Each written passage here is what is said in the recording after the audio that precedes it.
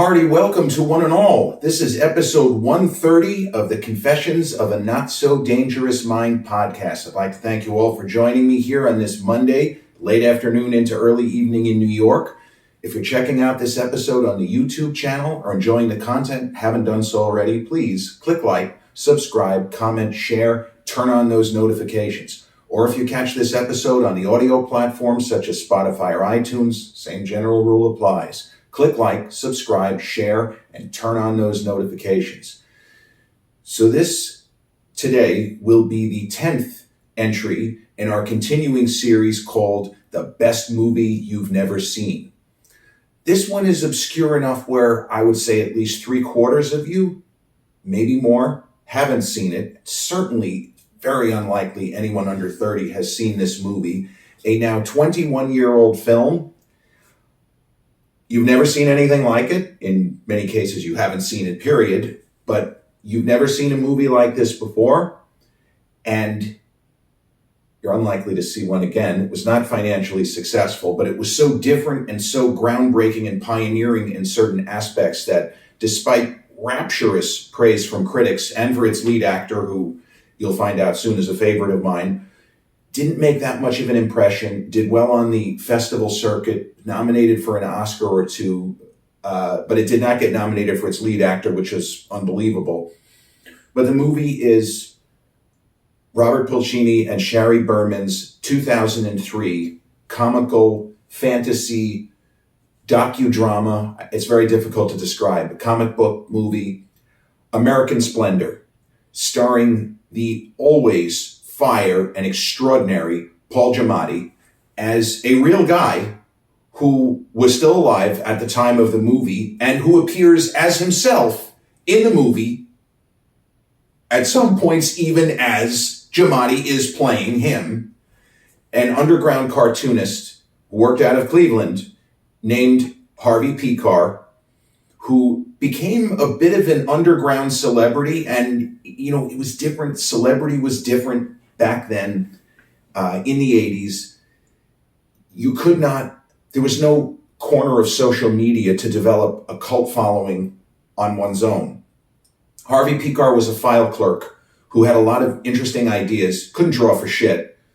So the idea of somebody being known as a cartoonist, he was a cartoonist, he couldn't draw. He was a terrible artist, but it wasn't really the point. The real Harvey Pekar came up with ideas for a comic book based on his real life. So no superheroes, nothing like that, just reality land stuff. And it was different and made him unique. And the real Harvey Pekar was a real cranky guy. He was less cranky as he got older, but when he first started the comic, he was very cranky. But as far as the movie, there's certain films where you sense an actor kind of getting the character immediately, and the audience getting this information, this feedback almost instantaneously, like, this guy already nails this character. We don't even know who the character is, but he's already got it. Holy shit. In this film, American Splendor, which, as I should point out, is streaming on Max as we speak. It was originally an HBO. I don't know if it was intended to be an HBO, like one of the made-for-HBO movies from 2 decades ago, but it was an HBO production or co-production, and as such, it's been on what used to be HBO Max and now Max. So it's free to stream if you get that channel and if you think it's something you might enjoy. The movie sets up what I just told you about comic books, heroes, and what if you have a comic book where there's no conventional hero and certainly no superhero? Movie opens sometime in the 1950s in Cleveland, a real kind of crappy, dingy day, and people have been making jokes about what a shitty area Cleveland is since the beginning of time. And this movie is no different. It's kind of almost poking fun at people who happen to be from Cleveland. What are you going to do? But the movie opens with a bunch of children trick-or-treating. It's presumably Halloween, sometime in the 1950s. And all of the children are dressed Superman and Batman and Wonder Woman and maybe Green Lantern.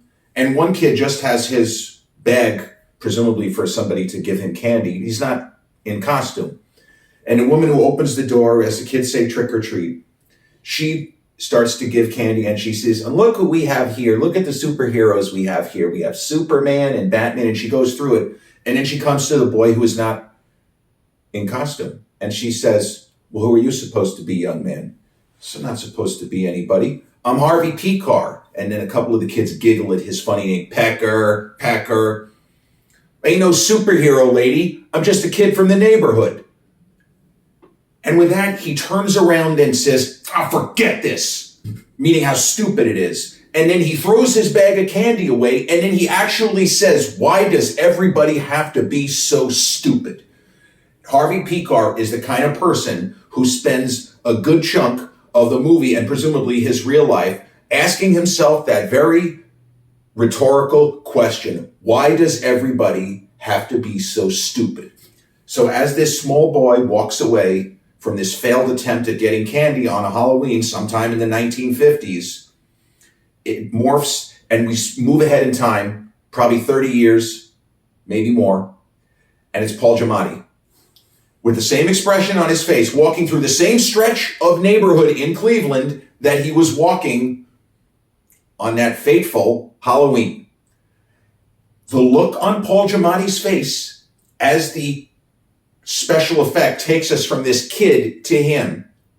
Within 2 seconds, the look on his face, the way that he rubs his head, he gets the character. Without even knowing who Harvey Pekar is or where this story is going to take us, the facial expression alone makes us smile.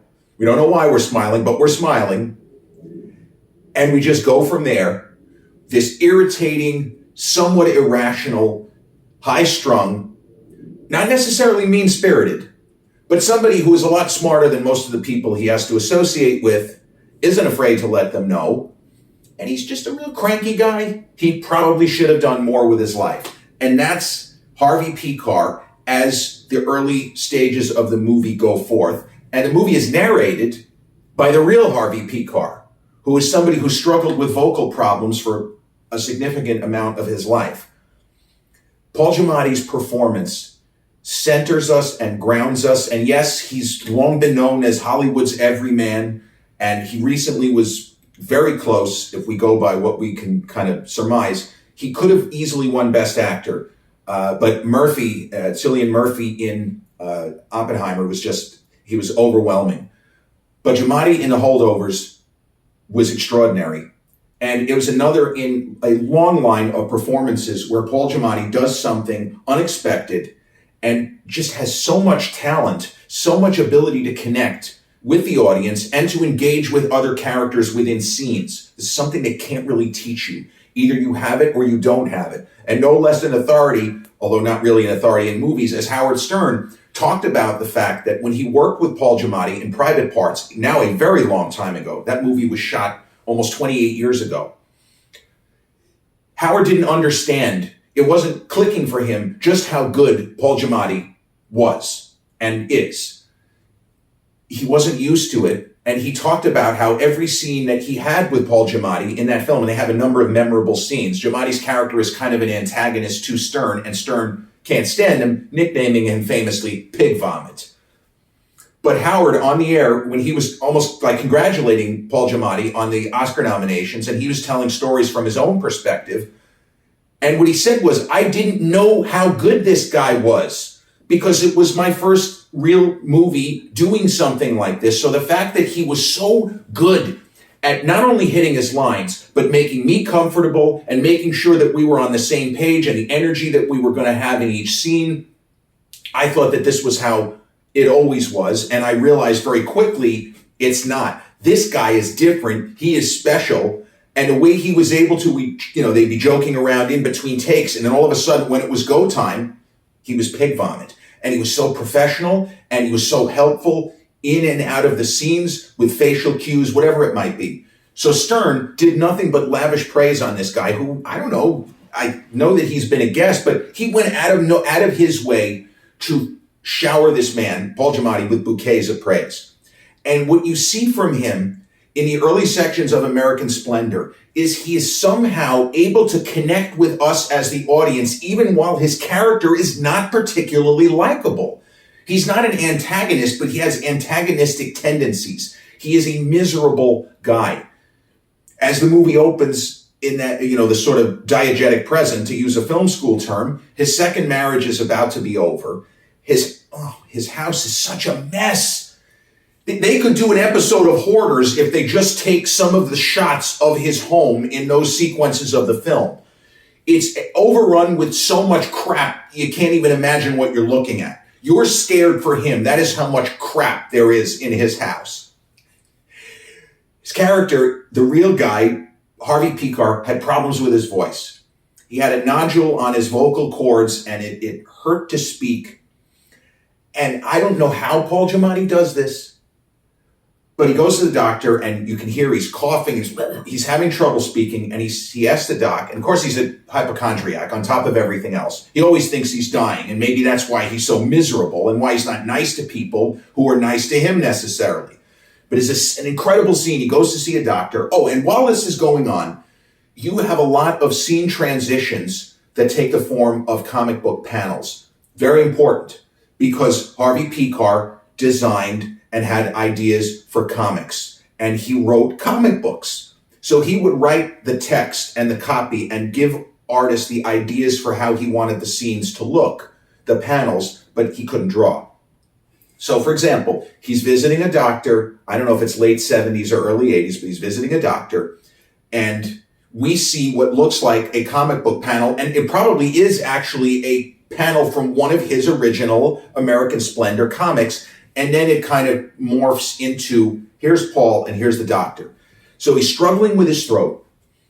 And just listening to him speak, we know he's in pain. And the way that Giamatti delivers his lines, it hurts us. Physically, we imagine how much pain his throat and how much pain he's in. And it's almost like sympathetic pain where you feel in your throat, oh my God, this is horrendous. So the scene goes forth, and he thinks he has cancer.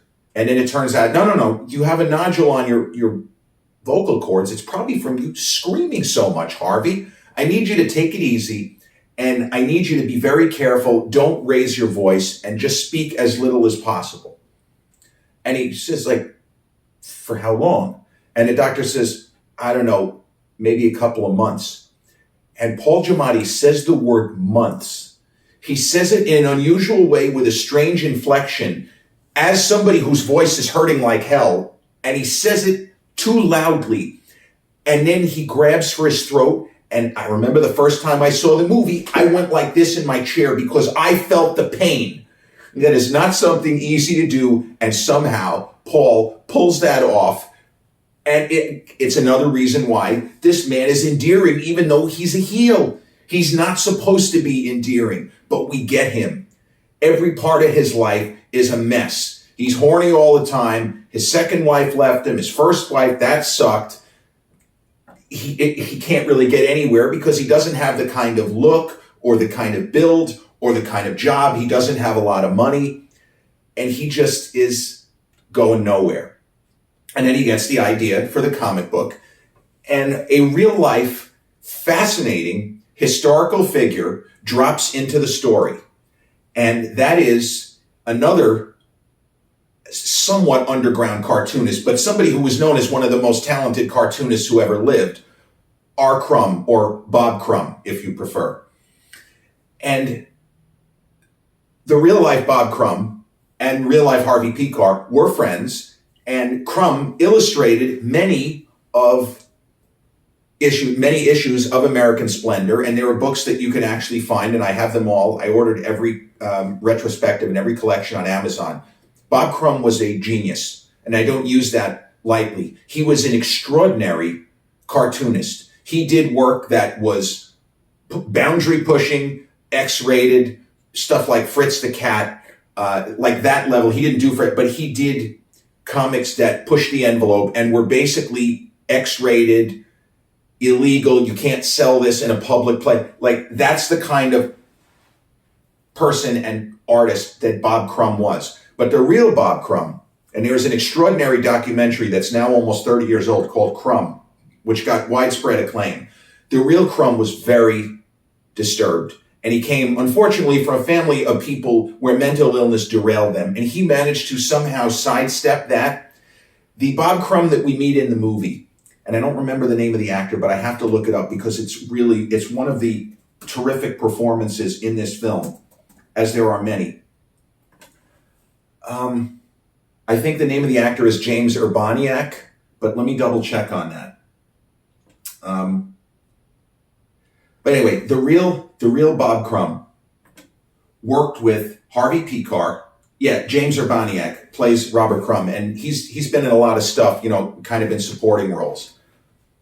Once Harvey Pekar, as he started these weird doodles and getting the ideas of, hey, I could do my own comic, and in a weird way, because now we can self-publish books, we can self-publish comics. There's so many things you can do digitally you couldn't do back then. So, for example, in the late 1970s or early 80s, if someone has an idea for a comic book, they can doodle all they want, but by what process would they actually create a comic book? Even if they had a lot of money, which this guy didn't, it would still be, there were more layers of stuff that they would have to go through. It is a key moment in this film and was a huge turning point for the real Harvey Pekar, and we feel this in the movie, even if we don't know who Bob Crumb is. Because I already knew this guy chapter and verse because I had seen the documentary, which is, as I say, hugely acclaimed and is an incredible film and worth seeking out in its own right. When people who talk about Bob Crumb, he was a really weird dude, and he was, but compared to the people in his family, he wasn't so weird at all. The people in his family, you're like, how could this be real? How could his brother, Max, and Charles, what the fuck? He seems like the most normal, if there is such a thing, of the bunch. Meeting Crumb in the movie and having Crumb like the ideas that Harvey shows him, because they're both like collectors of old records. That's how they connect in the world of the movie. When Bob Crumb says, I'd like to do some artwork with you, I really dig your ideas, Harvey, and we could probably do something with this, again, because Crumb was very connected. Crumb was not a guy who was loaded, but he was working and he was making decent money, and there were people who wanted to work with him because his artwork is so staggering. The artwork was staggering in its levels of detail and the different kinds of things that he could do, the way that he drew people in an often distorted, comical way, but the detail and the acuity to certain things that he paid attention to. He had a famous series of comics called Mr. Natural, which were hugely controversial. There was a lot of sex, a lot of really dirty stuff, a lot of depictions of women that would no longer fly, but they didn't fly back then. It's important to note this because there's always a lot of talk about these kinds of things. Well, back then there was less of a platform for people to say, this is not okay with me, this is not okay with me, this is not okay with me. Bob Crumb was hugely controversial in his day. This is not like, oh, it was better back then because you could do what you wanted. No. You didn't have as big of a platform, as big of a mouthpiece, and there weren't as many people who had the ability to spread either this is great or this is disgusting and shouldn't be allowed. It was just a different time. But no one questioned Crumb's talent. No one. Everybody who saw his work, even if they said, you got to throw a net on this guy, they all said, he's a fucking genius. You can't teach people to draw like this. This is a special artist. Now, the movie argues that Harvey Pekar was a special artist, but more from the conceptual standpoint. The more that, and I've read all of his work, he doesn't really write about anything that interesting. And we see this in the movie. We see him live a weekend where he just wants to meet a nice woman, and he can't. He's helpless. He's awkward socially. It's strange given that he was already married twice, but he's awkward socially, and it's difficult to put your best foot forward when you don't have a best foot to put forward. So as he begins to experience modest levels of success, and you meet his friends, another extraordinary performance, an actor by the name of Judah Friedlander, who I know worked for MTV. Again, I don't really want to Google and have to give you the specifics, but this actor, Judah Friedlander, plays the real Harvey Pekar's, one of his best friends, Toby Ratloff, who is quite clearly autistic. And you might say severely autistic. And even that's controversial, to have a non-autistic person playing somebody who is limited. It's an incredible performance. And the real Toby Ratloff is in the movie as himself. As all of the real people who were still with us at the time of filming, almost everybody is in the movie in some capacity. And the idea of there being scenes where Paul Giamatti is literally standing with the real Harvey Pekar, it's mind-blowing, it's amazing. And the film is shot and staged and edited with the comic book panels and that. But it's all done in a way that feels vibrant and different and unusual and fresh. So as the comic book begins to gain some traction, and this is either to David Letterman's credit or not to David Letterman's credit, depending on how you want to look at it, somehow Harvey Pekar's comic, which this was not DC Comics or Marvel, but in your sort of niche comic book stores, which, hey, there's places like that all over the place. I've been to them. The American Splendor comic takes off in that niche market of that day, the kind of quirky, I'd like to read something different rather than Superman melting people with his eye beams. And here was the something different. So in the world of the movie, we see the real Harvey Pekar go on with David Letterman. And there's some very interesting camera work showing the real footage and mixing in with Paul Giamatti. And Letterman seemed to have had Harvey on, and he became a recurring guest. He wasn't just on one time, he was on a number of times. And there seemed to be an idea that Dave was just using him to make fun of him. But it was a bit of a symbiotic relationship because Harvey was able to monetize and make some money selling. His wife made certain designs. This would be later, after he actually met somebody and got married to a woman by the name of Joyce Brabner. And their courtship in the film is hysterical. She's a comic book fanatic who is a fan of the American Splendor comic, and that's they connect. Think about it. There's no email, there's no social media. The only reason why they meet is because she actually writes him to ask for a copy of an issue that her partner was supposed to keep for her, and he sold. So that's how Harvey met the love of his life, Joyce Brabner. And she's also a host of, she's a hypochondriac, and she also has a lot of, what would be the word, surus, to throw a Yiddish in there. But she has a lot of stuff too, just different stuff than Harvey. And they're kind of a match made in hell, but also a match made in heaven. Her presence in the movie stabilizes him to some extent. He's still crotchety. He still goes on rants. There's an incredible scene where he and Toby are literally arguing about the movie Revenge of the Nerds. This was a movie that's now 40 years old, where one person says, it's a triumph, and the other one says, bullshit. Harvey says, bullshit, they're making fun of you. They're making fun of us. And it goes from there. But the real Harvey Pekar appeared on Letterman, and his wife, Joyce, they were able to make money off of t-shirts and almost what looked like Beanie Babies in the likeness of Harvey Pekar. Real funny shit. But you do get the sense that Letterman is laughing at him and not with him. But for a time, because Letterman allowed Harvey to talk back to him in a way that, again, nowadays I don't think that it would fly. It was very edgy and we don't know that we should have this guy on again. The film, though, shows us why Harvey was as cranky and agitated as he was. And Giamatti, although he doesn't look anything like the real Harvey Pekar, was kind of a lean and tallish individual who had a sort of perpetual scowl. And Paul tries that. But we see that it's him, and we just can't help but like him, especially as he starts to experience some levels of success, because his job was not challenging. And this is an interesting thing, though, because he was someone who was well-educated. The real Harvey Pekar was well-educated, or as he puts it, he's kind of a scholarly cat, and not just because of his love of jazz and old records.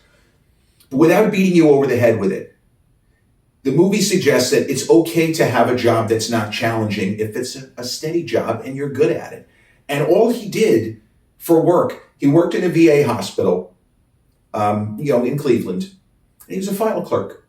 It was his job to take files, to put them back in the old-fashioned drawers and take them out. And that's all he did. It wasn't challenging.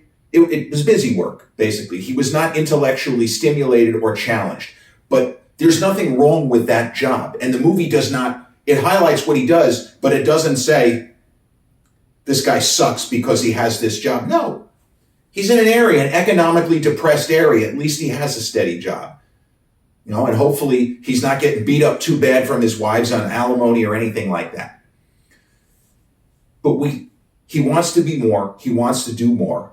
And then he gets the opportunity with the comic book to become a kind of national figure going on Letterman. And even though he and Dave, they had seemingly a bit of a falling out, and it's some of Paul Giamatti's best acting, because in the early appearances, we see the real Harvey Pekar with David Letterman, and we see what a character he could be. Yes, he was a crank, but he also had a sense of humor and a sense of fun when he wanted to show it. And even with some of the kind of crosstalk with he and Letterman, you see the sparkle in his eyes. And you see he's having fun fucking around with Letterman, and Letterman is also having fun fucking around with him. But when they have this falling out, and Harvey, even though his life is better than it had been, way better, he's still frustrated. He's still feeling somewhat unfulfilled. And it's part of the human condition. And this is something that I wouldn't have understood as a much younger person, but watching the movie as I was pushing 30 for the first time, I got where he was coming from. Because he dreamed of the level of success that he now has, and he's still not feeling right. He wanted a woman, he got her. He loves her, she loves him. He wanted to do something other than just be a file clerk. He did it. The guy's on national TV for crying out loud. Still unfulfilled. And then, unfortunately, he's stricken with cancer. And it's easy for me to just keep throwing praise at Giamatti for his acting. But in the scenes where Harvey is sick, and the film kind of takes a dark turn into the realities of cancer treatment. It doesn't belabor the point, but it hurts us to see this guy who we've grown down to root for going through this horrendous ordeal. But Hope Davis, who plays Joyce Brabner, fantastic. She's amazing in this movie. There's been a lot of films she was in from that era I didn't really like. She was in the movie Proof with Gwyneth Paltrow and Jake Gyllenhaal 17 or 18 years ago. I hated her in that movie. That may have been the point. But I didn't like her performance either. But in this movie, she hits all the right notes. And she kind of looks a little bit like what the real Joyce Brabner looked back in the day. So, needless to say, Harvey Pekar does not succumb to cancer. He does recover. And he manages to write a book, a comic book about it with the help of his wife, Joyce. And put it out into the world. And it's beautiful. It's a great comic and a great book. It's in book form. But there's a moment in the movie that speaks to what I would say the existential crisis that almost all of us go through at various points. Some people go through it when they're very young, and other people go through it a little bit later. But Paul Giamatti, as he thinks he may be dying. It's a scene that appears to be very much of a comic book kind of scene, which he appears to be. He's in Cleveland, but he's not in Cleveland, and he may be about to enter the pearly gates. And he tells a story about the phone book and how there was a man named Harvey Pekar in the phone book who had no relation to him. And then there was another man in the phone book who had the same name of Harvey Pekar, which had no relation. Now, the two Harvey Pekars, spoiler alert, were father and son. But it was such an unusual name. And his crisis here, other than the fact that he thinks he's going to die, and we as the audience also begin to ask these kinds of questions. We might ask these questions about ourselves. Is this all there is? What does it all mean? Paul almost breaks the fourth wall. In fact, I think in this moment he does. He says, what's in a name? Who is Harvey Pekar? Because if he's the only Harvey Pekar in the phone book, well, that gives him He's distinctive. But there are two other Harvey Pekars and him. Will he just be lumped in with them one day? Who is Harvey Pekar? So the movie does not come to a conventional resolution because it is not a conventional movie and there is no hero-villain structure. There is simply a guy, Harvey, going through life as best as he can, experiencing normal ups and downs of life. It's to the film's credit and the filmmakers, Pulcini and Berman, for making what could easily have been dull and boring and uninteresting, artsy, anything but. Oh, it is artsy, but it's artsy in the sense of us seeing things within the frame that we're not used to. And this is another comic book movie released in the same year, Ang Lee's version of Hulk, which was just called Hulk, starring Eric Bana, not the Edward Norton, and certainly not Mark Ruffalo. But Ang Lee did something similar in that movie where he used comic strip panels within the film to help tell the story. I didn't think that it worked in that movie, even though I got what Ang Lee was doing. It works incredibly well in this to draw us into the story and to try to figure out not only who is Harvey Pekar, but what makes Harvey Pekar tick. We see the camaraderie of the real life people, from Harvey to Joyce and Toby. The real Bob Crumb, I don't think, appears in the film, if I'm not mistaken. But we see that despite his attitude, when it's time for the real Harvey to retire, and he retired from this job as a Cleveland file clerk in a VA hospital, not that long before the movie, early 2000s. The film came out in 2003, and they don't need to tell us exactly when certain things happened for the real Harvey. They mixed up some of the timeline and some of the interviews with David Letterman. It's normal, biopic kind of stuff. But we get the sense that despite everything, Harvey actually was very well respected and, you might say, beloved by his peers. And there's a general sense, and they sing for He's the Jolly Good Fellow. It's beautiful. And even at the end of the movie, when we see the real Harvey Pekar take over for Paul, there is an idea that this guy was someone who was never going to be satisfied. And if that ain't an explanation, an exploration, and a 1 + 1 = 2 of the human condition, then I don't know what is. Because it is in our nature to never be satisfied. It's why we achieve, is because we always want to do more and be more. And even when we achieve what we thought was our cap, this is the best we can do, we still want more because we're human.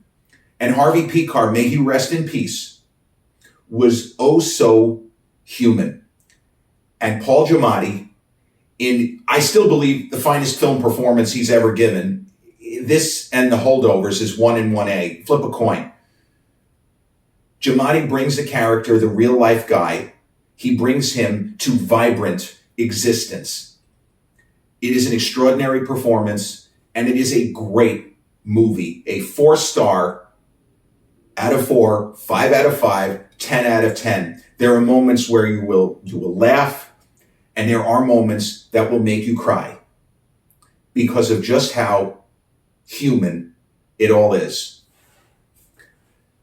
Robert Pulcini and Shari Springer Berman's 2003 American Splendor, starring Paul Giamatti and Hope Davis. Number 10 in our ongoing series of the best movie you've never seen.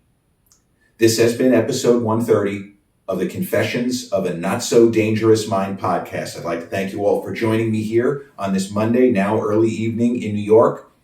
If you caught this episode on the YouTube channel, haven't done so already, please click like, subscribe, share, comment, turn on those notifications. Or if you caught this episode on the audio platforms such as Spotify or iTunes, same general rule applies. Click like, subscribe, share, and turn on those notifications. I'll be back with episode 131 real soon. Until then,